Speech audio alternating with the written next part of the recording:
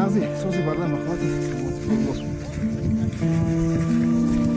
فهمی خر میرسه من خدوم سولو اسپر قریب خر خدوم بیام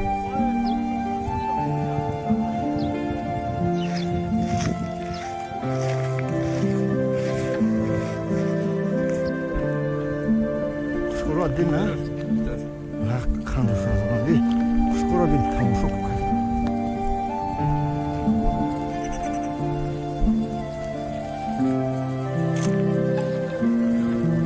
حالا خودمون توضیح کنیم شد